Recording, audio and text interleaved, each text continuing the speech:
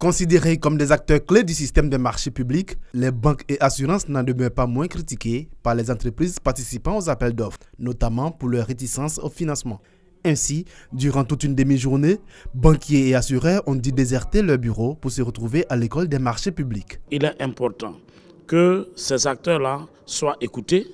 Il est important que les griefs qui sont soulevés souvent à tort ou à raison par les petites et moyennes entreprises ou par les sociétés soumissionnaires soient posés devant eux et que nous en débattions pour trouver des solutions idoines. L'occasion pour ces professionnels des banques et assurances de s'imprégner du rôle qu'ils devront désormais jouer dans le processus de passation et d'exécution des marchés publics. Dans le cas des marchés publics, les banques ne connaissent pas exactement à partir de quel stade un marché est bancable. Donc il est important que dans ce cas de cet atelier, que les différentes parties harmonisent leurs positions de manière à pouvoir faciliter la relation avec le système bancaire. Quand on dit investissement, on parle des risques. Quand on parle des risques, l'assureur est là.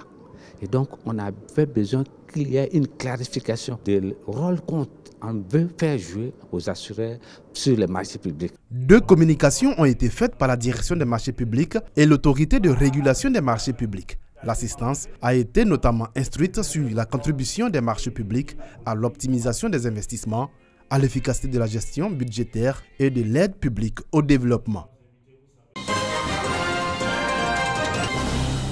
Pour les derniers meetings, les candidats choisissent pour la plupart d'être en région. Nous devons amener tous les Maliens, toutes les Maliennes ensemble, pour qu'on puisse commencer à travailler ensemble, sans avoir peur que l'un ou l'autre vous porte ombrage. Tu es un ingénieur, il y a un économiste ou un juriste qui connaît son domaine mieux que toi. Ensemble, vous allez progresser. C'est ça que je veux faire dans ce pays-là. Dans les différents QG, c'est l'heure du bilan après 3 semaines de terrain. Au parti du Rassemblement pour le Mali, RPM, de IBK, Ibrahim Boubacar Keïta, la tournée aura permis d'apprécier le niveau d'adhésion des populations. Nous avons abordé cette campagne avec beaucoup de conviction, avec la passion de gagner, mais aussi avec beaucoup d'humilité et de responsabilité. Tout le long des tournées, le candidat Ibrahim Boubacar Keïta, l'accueil est fabuleux, il a été réservé tant à l'intérieur du pays qu'à l'extérieur du pays. À l'Union pour la République et la démocratie, URD de Soumaïla Cissé, la campagne, l'occasion de dévoiler son plan sécuritaire. Pour lutter contre l'instabilité, contre le terrorisme, il est indispensable d'instaurer une gouvernance vertueuse.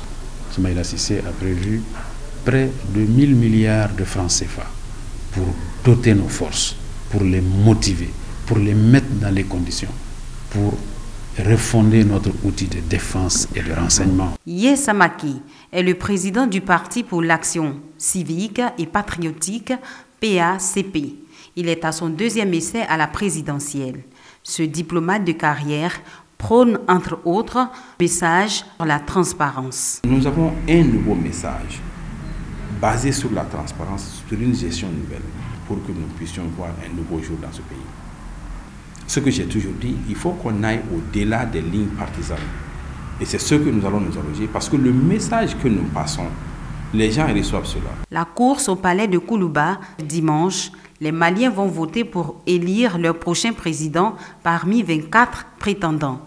Tous appellent à une présidentielle apaisée.